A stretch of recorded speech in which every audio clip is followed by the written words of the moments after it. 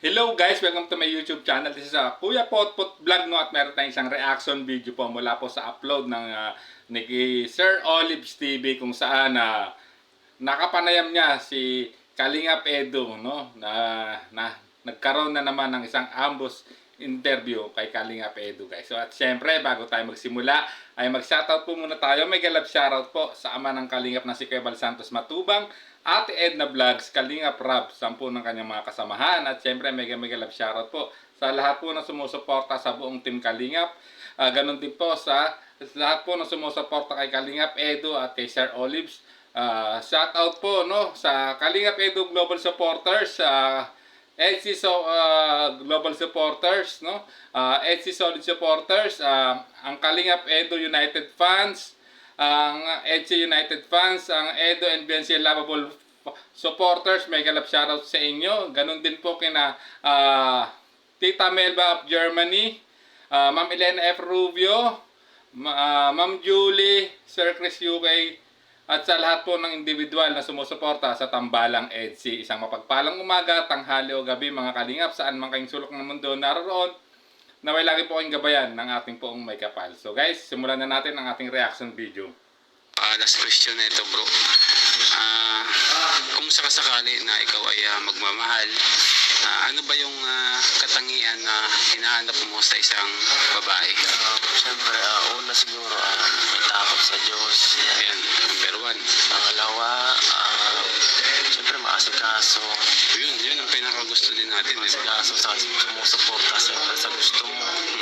Yun guys, at ayan, no, tinanong ni Sir Olives TV kung sakaling magmamahal, no, si Kalingap Edu, anong katangian ng babae ang kanyang hinahanap, no? At ayun, binigay niya yung unang tatlo, guys, no. Una, yung may takot sa Diyos, no? At siyempre kasi alam naman natin talagang ano naman talaga yun, ano si Kalingap Edu pagdating sa pananampalataya, ganun din. At siyempre, pangalawa, no, yung maasikaso, guys. Actually, tama naman si Edu. Sa lahat naman ng lalaki, yan sa mga hinahanap niyang quality sa babae, maasikaso nga, no. At siyempre, at yun, pangatlo, guys, ito yung pinamatindi, no, para sa akin, no, ay yung susuportahan siya sa lahat ng kanyang ginagawa, no, guys. At which is tama naman yung, guys, at talagang ayan. So ayan, narinig natin ang naging tugon, no, ni Kalingap Edu sa unang tanong po, no, ni Sir Olives. Grabe, no,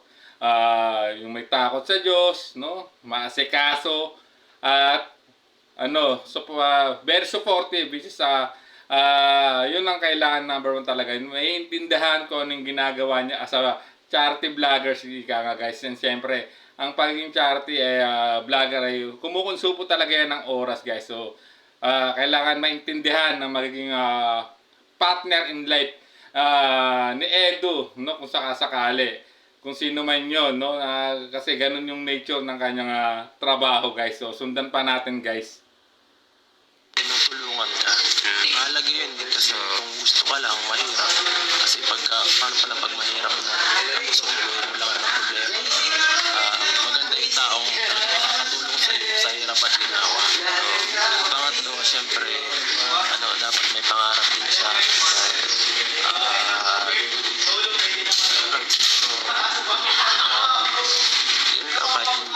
Malaki, mahirap na yun, malaki. Yung ganong klase, mahirap makahanap. Mahirap na makahanap, ano?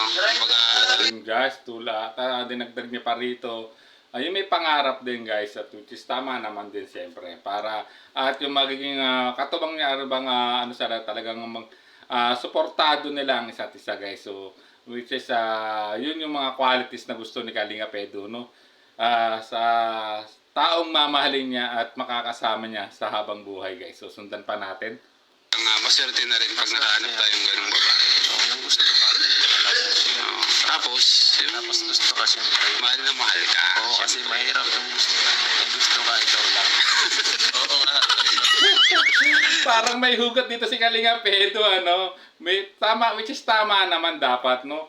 Dapat hindi lang ikaw ang nagmamahal, no. Siyempre dapat minamahal ka din ng taong minamahal mo, which is ano rito, parang medyo may hugot ata si Kalingap Edu rito, at nakita niyo yung naging reaction niya, no, guys. So tama naman yung guys kasi mahirap naman din talaga kung ikaw na lang ang nagmamahal, ikaw na lang ang kumakapit sa inyong relasyon guys. Dapat talaga pares kayo sa hirap at ginhawa, magkatuwang kayo guys. So sundan pa natin.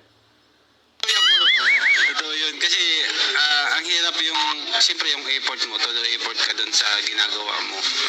Tapos, pag hindi ka kasi gusto, hindi naman yan na-appreciate eh. Kahit anong gawin mo. Kahit anong gawin ka, ibigay mo pa lahat, wala. Wala yan. Saka, syempre, mas maganda kung pares kayo, pares yung Compatible kayo. pares Yung nararamdaman nyo, yung feelings. So, at para madali lang. Kung Tama naman dito si Kalinga Pedro guys. So dapat talagang pares yung nararamdaman na mahal niyo ang isa't isa. Mas mahirap talaga yung ikaw lang ang nag-e-effort tapos kahit anong effort mo kung hindi naman niya ito ma-appreciate. Baliwala lahat nga naman talaga ang magiging effort na gagawin mo pa sa mga susunod no. Kung ikaw lang ang nagmamahal at nagbibigay ng nag-e-effort no sa isang relasyon talagang tama naman si Kalinga Pedro, dapat talaga give and take guys no. So sundan pa natin. pag ganun kasi parang madali lang magpatawad. Siyempre, pag mahal mo, mahirap magtanggihan, ganyan. Pag mahal mo, talagang susugal ka. Pag mahal mo, talagang Bibigay mo lahat. talagang mas maganda kung ganun talaga. At least yung pagbigay mo sa kanya ng lahat, sulit naman. May kapalit naman yung pagmamahal din niya. Yes. Agree ako rito sa naging sagot talaga. Siyempre susugalan mo talaga yung pagmamahal na yan guys hanggang dulo. Kung alam mo naman na lahat ng effort na pagmamahal niya ay na-appreciate ng taong minamahal mo at minamahal ka rin niya guys. Talagang napaka smooth na magiging takbo ng inyong magiging relasyon ika nga guys. So sundan pa natin. And Maganda nga, di pa naman porsunada. Wala pa rin. mahirap yun. Kaya mas maganda talaga, simula sa simula pa lang, may na kayo, may pagtingin na kayo sa isa't isa. Tapos, unti-unti, nakikilala ka niya, nagugustuhan yung pagkatao mo, kung ano yung mga pas mo, ano yung katangian mo. Kumbaga, lahat niya magugustuhan. Kahit hindi na lahat, basta tanggap ka. Tanggap ka, bilang ikaw, Yun, tama naman dito si Kalinga Pedro, no? Hindi lang mahal ka, kundi tanggap talaga ang buong pagkatao mo, no matter what happen. Ika nga maging sino ka man, no? Tatanggapin niya yan ng buong buo, no? Kasama yan sa mamahalin niya bilang ikaw, which is napakaganda ng sinabi rito, no? O tinuran dito ni Kalinga Pedro. So sundan pa natin. bro, matanong ko lang, ilang taon ka na ngayon bro? 28. Ay, 28? 20. Mga ano po ang prospect mong taon mag-asawa? Siguro mga 31, 32. 31, 32? Diyan ka na mag-settle? Mag-ano muna ako, mag-ahataw muna ako ngayon, mag-vlog, tapos siyempre asikasuhin ko muna yung sarili ko bago ako mag-settle kasi mahirap po. Bigla ka mag-aasawa tapos hindi mo pa ano yung sarili mo. Baka mabigla ka pagka kasi hinahanda ko pa lang ba. Tama naman guys, tama. At isa narinig natin yung ideal age na if ever na mag-aasawa siya or getting to settle down kung si Kalinga Pedro at mga age of 32 at sinabi niya rin aasiyusin niya pa yung sarili niya, no? It means talagang i-organize na lahat, no? Na talagang lahat ay nakaplano, nasa ayos na lahat, wala na magiging sagabal at yung talagang ready na siya pag dumating yung time na magse-settle down na siya, no? Wala na siyang parang financially stable, no? Ika nga na siyempre emotionally and financially stable na siya, ready na talaga siya mag-settle down, ika nga talagang kaya kailangan talaga i-well prepared mo yung sarili mo, no? Hindi no? At siyempre hindi lang puro love o pagmamahal lang ang maging puhunan mo diyan, talagang mag-e-effort ka rin sa ibang bagay guys. So sundan pa natin. Para at least kung mag-asawa ka man, prepare ka na. So, meron pa tayong 3 taon. 28 ka ngayon. Mga 3-4 taon pa. 3 to 4 years pa. So, So ayan, no? mga 3 to 4 years pa na mag-aantay siya, no? Kung sino man yun, napakaswerteng babae, no? Naaantay ni Kalinga Pedro. Sino kaya yun? Siguro, no? So, 4 years from now, tamang-tama, yung kung sino man yung girl na yun, eh, ano na, nasa hustong gulang na rin, no? If ever, kung yun ang magiging makakatuluyan ng isang Kalingap Edu, guys. So, sundan pa natin. 4 years, diyan ka na magsisettle, ano? Okay yun bro, kasi at least, kayo rin naman kasi yung ano eh, unang-una tayo, lalo na lalaki tayo bro. Pag nag-asawa tayo ng maaga, hindi pa tayo prepare. Pangit yung minamadali minsan kasi pag wala, kaya minsan karaniwan sa maraming nagkakahiwalay at nagkakaaway kasi hindi sila handa sa pagkaasawa. Totoo yun bro. Minsan nirarush ko 25 na ako, ay ganti na, malapit na ako mag-30, kailangan ko na mag-asawa. Eh, nirarush na. Ay di paano, kawawa ka rin, kawawa yung pag-aasawa mo, pamilya mong pamilya nyo, magkakaroon ng awayan talaga. Kaya parang may kung medyo okay na bago magawa ng gano'n. Kumbaga, Yes, tama naman dito, no, si Kalinga Pedro. No? Kailangan mo talaga na ready ka na, well prepared ka na talaga, physically, emotionally, financially, no? Kasi yung siyempre nakikita niya yung mga maagang nagsipag-asawa na biglaan lang, guys, no, hindi talaga prepared, hindi ready talaga, no, sa responsibilidad. Nakikita naman natin kung ano yung naging kinahantungan, guys, no, which is yun ang ayaw ni Kalingap Edu mangyari kung sakasakali sa hinaharap, if ever na magsisettle doon siya. Kaya dito sinabi niya talagang aayusin niya pa yung sarili niya, i-prepare niya talaga ng mabuti, no. So tamang-tama yung 3 to 4 years na ano niya, na talagang parang ay i-make over niya yung sarili niya para pagdating ng araw na magsisettle down na siya, talagang wala nang hassle, wala nang poproblemahin, talagang ready na siya mag-settle down, guys. So sundan pa natin. Ito na ang buhay mo bago. bagong pamilya, no? Napakaganda po ng pangarap mo, kasi ako bro, sa totoo lang, maaga akong nag-asawa. Hindi ko napag-isipan yung mga ganyang bagay no, na mag-settle muna. Pero asawa na ng Diyos bro, kahit paano, nag-asawa naman kasi ako, na nakagraduate na ako ng college. Kahit paano, yun yung may foundation na ako. Kaya, yung time na akong mag-asawa talaga ako, hindi pa talaga ako nang prepare, kumbaga, na mag-settle talaga ng pamilya. Kaya lang, nandun na yun, napabigla yung asawa ko nun. Pero, thank you Lord kasi, kahit paano, kaya meron naman ako ng trabaho, and may trabaho din naman yung misis ko. And thank you Lord din kasi, kahit may trabaho ako, nandito ako sa Team Kalingap, nakakatulong sa ating mga kababayan. And kaya, ang ganda bro ng mga plano mo sa buhay. Hanggat ko bro na matupad mo yun, paunti-unti. Hindi naman kasi natin bro makukuha yan biglaan.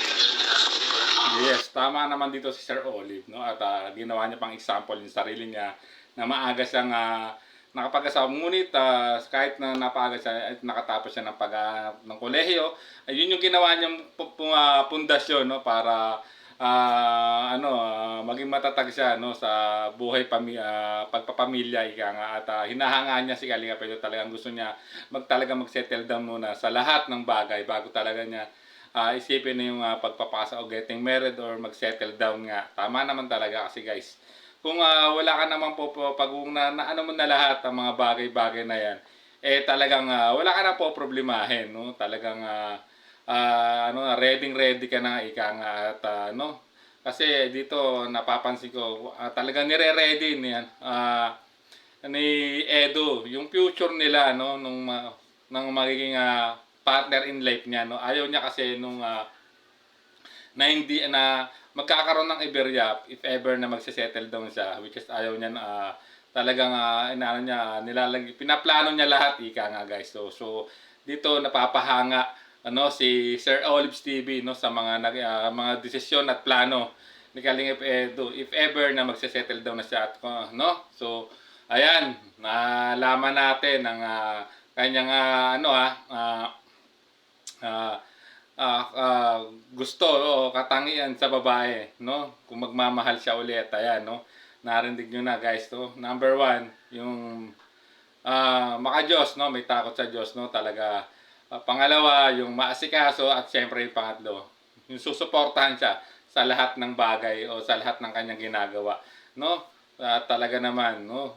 Sana nga talagang matagpuan na talaga ng isang Kalingap Edu yung ganong babae na may ganong qualities, no, na mamahalin niya sa hinaharap, guys. So hanggang dito na lang ang ating maikling reaction video, guys. At syempre kung gusto niyo pong mapanood po ang full video nito, guys, pakipuntahan po sa YouTube channel po ni Sir Olives TV, no? At syempre sa mga hindi pa po nakasubscribe kay Olives TV, guys, please subscribe to his YouTube channel, Olives TV. At syempre pa-like and share na rin ang kanyang mga video. At syempre don't skip ads para makatulong po tayo sa adikain po ni Sir Olives TV, guys. So hanggang dito na lang ating reaction video. Maraming salamat po. At syempre bago tayo tuloy magtapos ay mag-shoutout po muna tayo ulit. Mega love shoutout po sa Team Pambihira GC, no? At syempre sa Team Baby GC, kay Emerita Sario, kay Sheila Divina Bueno, G. Soleño, Shirley Quiña, Mercy Fernando, Marcel Cantero, no? Chini Estrada, Natalie Mejia, no? At syempre sa lahat din po ng members ng Team Lutang USA, mega love shoutout po sa inyong lahat, guys. So hanggang dito na lang po ang ating reaction video. Maraming salamat po. Hanggang sa muli po nating reaksyon. There's a vlogger named Kuya Pot, spreading good vibes, giving all he's got. With the camera in his hand, he hits the road, capture moments, sharing stories untold.